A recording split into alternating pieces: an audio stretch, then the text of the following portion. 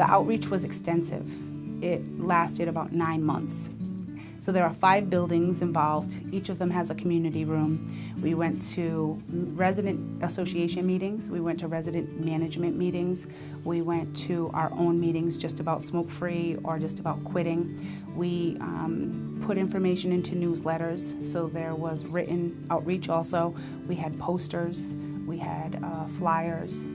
From there, we did a pre-policy survey, and we surveyed all 5 buildings. We had a 35% return rate, where we found that 83% of our respondents supported a smoke-free policy. We also did pre-implementation focus groups, where we asked specific questions about the policy in order to get some of the resident feedback, their comments, which is really, really important. I didn't think the smoke-free policy was going to work because you have a lot of smokers here.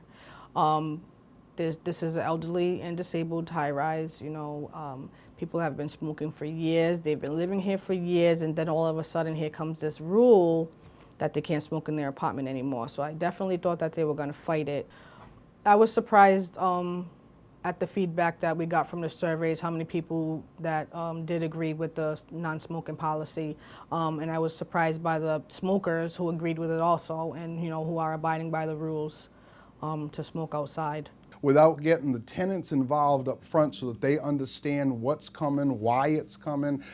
Talking about saving money in the apartments and things like that are all things that I shared with the tenants at my meetings. It's things that we talked about, why do you want to quit smoking? And I don't even know if some of the smokers in the building realized that it was bothering the other tenants till we sat down and had meetings and the other tenants said, well, yeah, I don't like people smoking. I really am bothered by people blowing smoke out their windows. And the tenant blowing smoke out the windows like, I'm blowing it out the window. It's not bothering anybody. But, in fact, it really was. And so I think that the 2 groups kind of realized that, hey, wait a minute. We then designed certain presentations around outreach to the community. We did this in conjunction with one of the sub-awardees of the grant, which is also the Providence Community Health Centers, and they're nicotine specialists. As a part of our smoke-free housing program, we offer residents and their families free smoking cessation services, which include nicotine replacement therapy, as patches, gum, and lozenges. With them, we went out to the community and not only talked about the dangers of secondhand smoke, the dangers of smoking and fires. We had them do a presentation on, we understand that it's really hard to quit. It brought a little piece to our presentations in our outreach to say that we want to help you. We're here to help you. We want to implement a policy that says you can't smoke, but at the same time, we want to help you quit because we know it's very difficult for you to quit.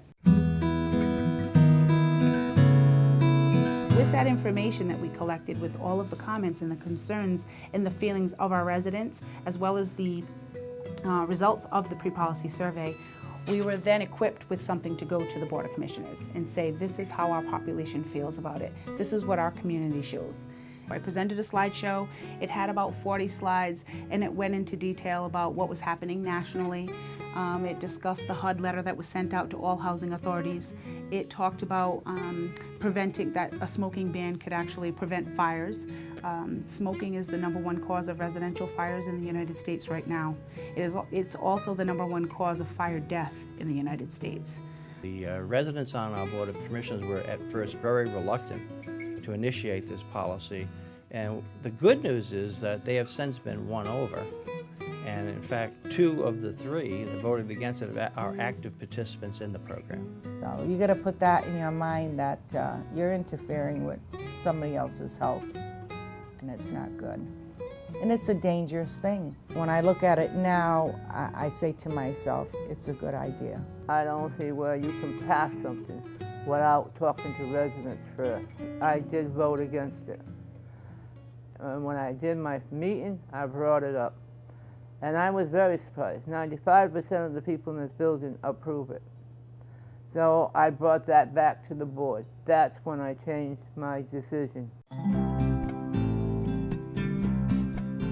So the written material or the marketing element of a policy implementation is really important. I enjoy it. So to me, it was exciting, but it's really important to step by step always have some sort of written material with a lot of visuals for your residents. We had a coming soon announcement flyer, always bilingual.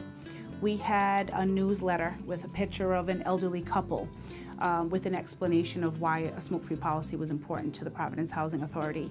We had flyers for smoking cessation services or quit programs, pictures of the women who would be holding or conducting the sessions.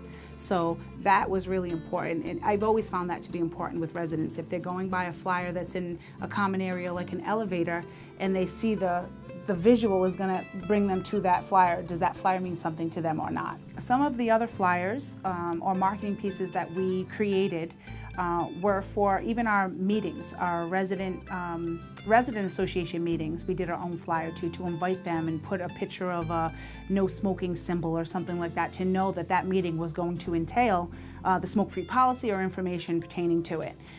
Other materials that we handed out at some of these meetings were educational pieces on secondhand smoke, how they affect you, how they affect your neighbor, sometimes even quitting, pamphlets, even just general pamphlets we would pass out that would really bring the meeting together, and even they could walk away from a meeting with written materials.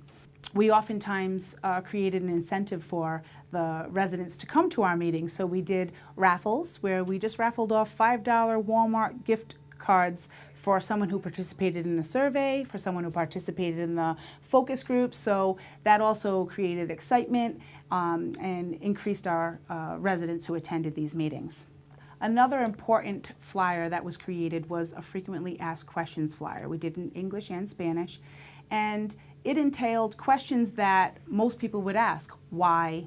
What does this mean for me? It was very relevant. It also had visuals on it, and they were not only posted but kept in the management offices so that people that were coming in with questions about their rent or what have you would be able to pick one up and take it back to their apartment. Posters were very important. There were 2 posters that were designed. One was called Smoking Doesn't Need an Invitation, and it had a picture of one of our high-rises in the entrance, and it explained to people that you don't have to invite smoke into your home. If your neighbor's smoking, that smoke is going to come in. That really hit home. And another one was called Smoke is Not Included in the Rent. There are also printed maps, posted flyers for designated smoking areas in every building. We blow them up into poster size for the office, and then we have them posted in the common areas for the residents to see.